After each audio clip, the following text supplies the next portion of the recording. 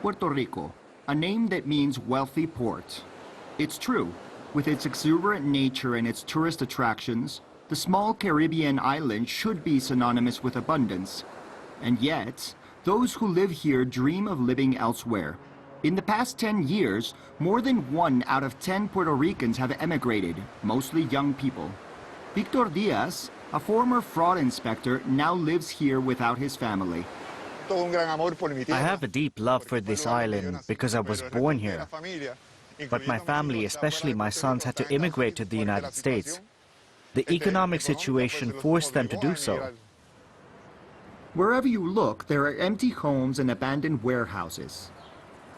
With his meager pension, Victor is struggling to make ends meet. He wanted to host tourists, but in 2017, Hurricane Maria swept away the entire 3rd floor of his house. He had to start from scratch. The pension I receive does not cover my real needs. I receive $961 a month. How do you expect me to get by, to live decently? I would need $1,500, and without allowing myself any luxuries. Since the beginning of the pandemic, cruise ships no longer sail in front of his house. He only sees the ocean liners loaded with goods imported from the United States, with a steep markup. For Victor, the island's ambiguous status, not really integrated to the United States nor free to govern itself, is unsustainable. We have to solve this problem. We either become independent, because there are not islands that are smaller than ours and with fewer natural resources, and they're not doing so badly. It takes a lot of effort, but they're doing well, and they don't depend on a fake economic injection. And annexation would be good too, because we have a different relationship with the United States, as a state in our own right. We wouldn't be this kind of colony that they invest in for profit. This status is partly responsible for the economic disaster that's been going on since the early 2000s. It's been a series of unfortunate events. In 2006, the end of tax privileges provoked a massive departure of investors and manufacturing jobs, followed by an austerity plan where 30,000 civil servants were dismissed and 400 schools were closed. Then, 2 natural disasters, Hurricane Maria in 2017 and earthquakes in 2019. The island is now in debt to the tune of $70 billion. In order to continue providing basic public services, it will have to repay 80% of it as soon as possible. This is not an option at this time. The governor is pushing for full integration with the United States. This would allow them to declare themselves bankrupt and restructure this debt, which they can't do under their current status. In my opinion, it is better that we finally have access to all the rights that American citizens have, while preserving our culture, our language, our way of being.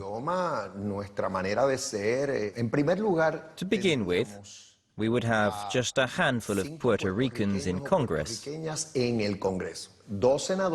senators and 4 representatives, and they would defend the interests of Puerto Rico all the time.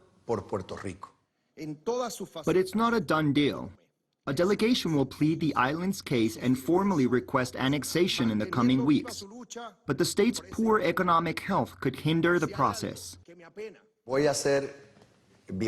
I'm going to be quite fair. All the territories that became states in the last 100 to 150 years were economically lagging behind compared to the other states.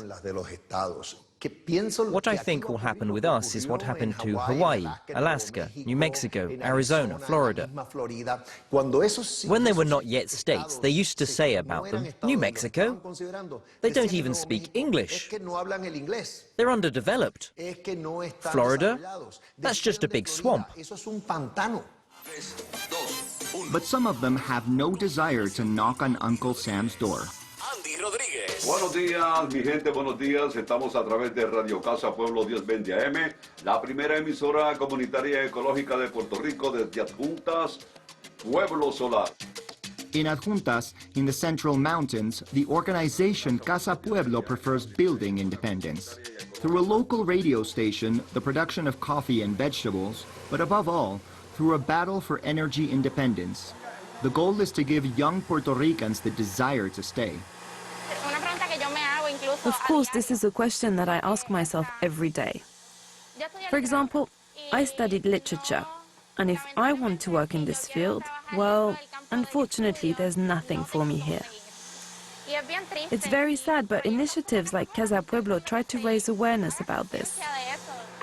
Thanks to the donations of a foundation and the participation of dozens of volunteers, more than 200 buildings, including all the small businesses in the city center, are now powered by solar energy.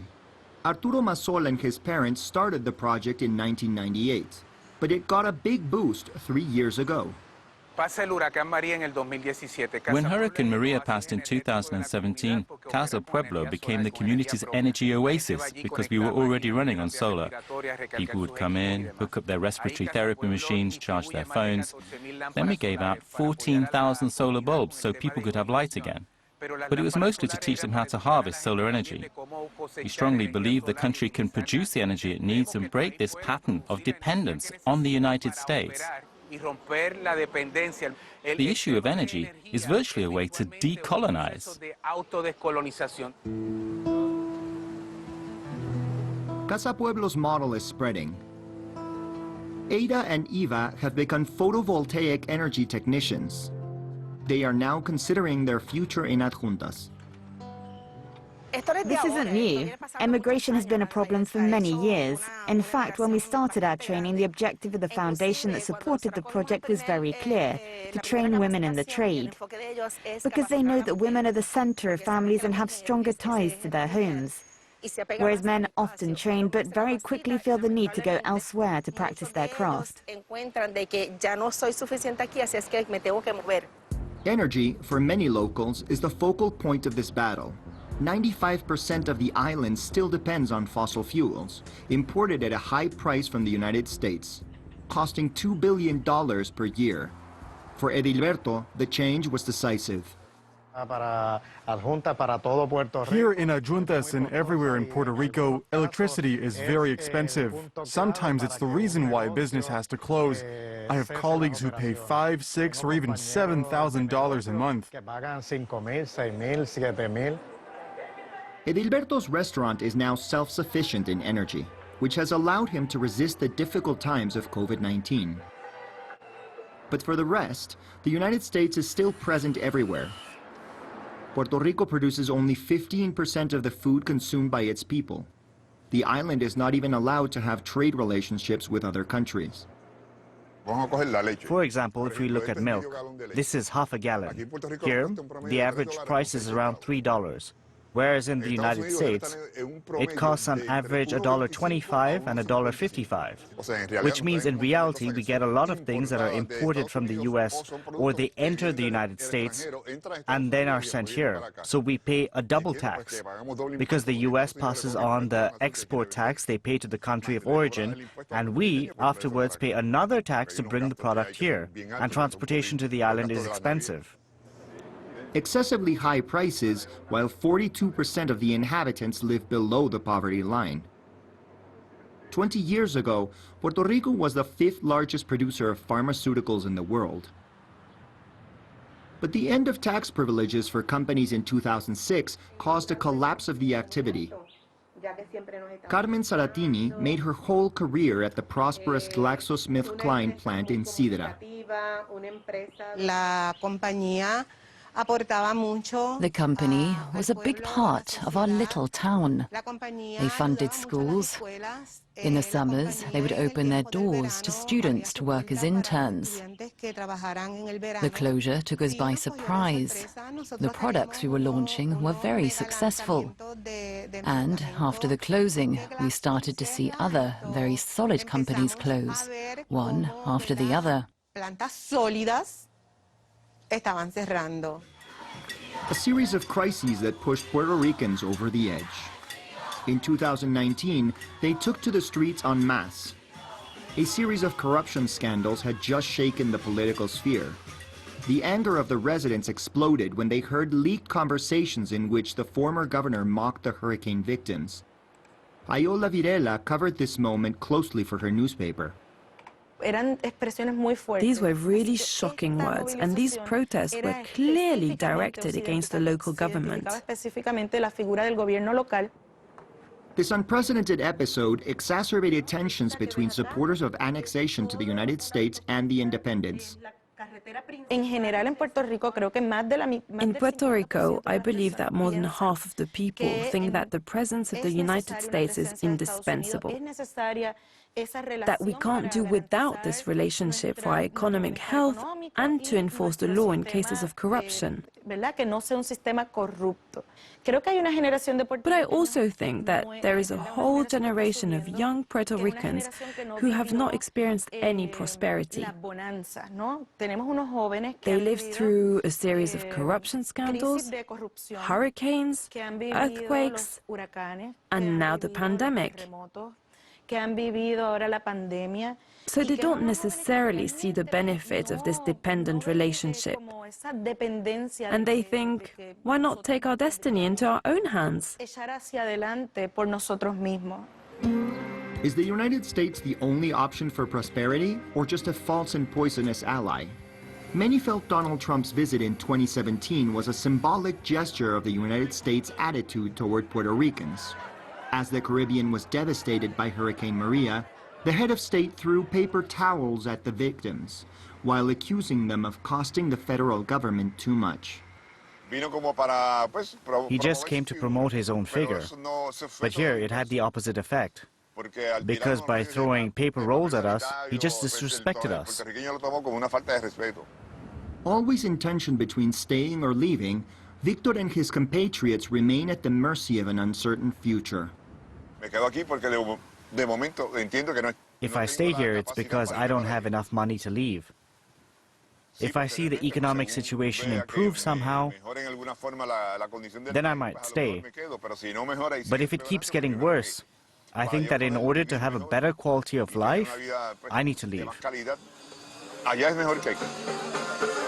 But the status quo will not be easy to break. There aren't enough reasons to convince Washington of annexation, nor enough support from Puerto Ricans for the independence project. For now, Puerto Rico remains trapped in its status as a free associated state. Not truly free, more fully associated. Our reporter Laurence Cavilier is still with us. Laurence, thank you very much for that insight into Puerto Rico. Split between those who want to kind of integrate into the United States and those who want to be independent. I wonder, on the ground, what feeling did you notice is larger? Well, a referendum last year showed support of a majority of Puerto Ricans to the annexation project, with 52% voting in favor. And that's indeed what I felt on the ground. I talked to an entrepreneur who put things very clearly. What do I need to succeed in life? Do business in dollars and have an American passport. But partisans of independence might have louder voices on their sides. Artists, academics, intellectuals, activists such as Artur Massol, who we've heard in this report, are broadly in favor of independence. Now, that's actually a three-sided issue, because many people are simply in favor of the statu quo. They argue that it's not worth trying to convince Washington and that their current status is not so bad after all. But let's hear Governor Pedro Pierluigi's take on this issue. I know that we will remain proud of our Hispanic roots, our traditions, and our culture. And that's also an advantage for the United States. It would allow them to have an island in the Caribbean, which would belong to their nation in a permanent manner. It would be positive for them. Some here are worried that becoming a state would make us lose our identity. But I'm not worried about that. I think we'll see the same thing as we've seen with Hawaii and Alaska. In those states, there are independence movements to this day. And with all due respect, I believe we would see the same thing here. That won't change. Governor Pierluigi there. Laurence, Puerto Rico, it's fair to say, in an economic quagmire right now. What could the economic planks possibly be to put in place to stop it sinking even further? Well, now the manufacturing sector seems definitely excluded. tourism remains the main advantage of these islands with its many natural attractions, its good security conditions and a dollar-based economy. One sector that could prosper in the coming years is agricultural production. 85% of what Puerto Ricans consume is imported, and everyone agrees that developing local production would generate significant benefits, both for job creation and for making basic goods more affordable. And Lawrence, with the change of administration in the White House, Joe Biden now the president, is there a sense in Puerto Rico that it's a kind of now or never moment? Well, there sure is a change of tone from the federal government towards Puerto Rico. In September last year, while he was still speaking as a candidate, Joe Biden showed support to the project of fully integrating Puerto Rico to the United States.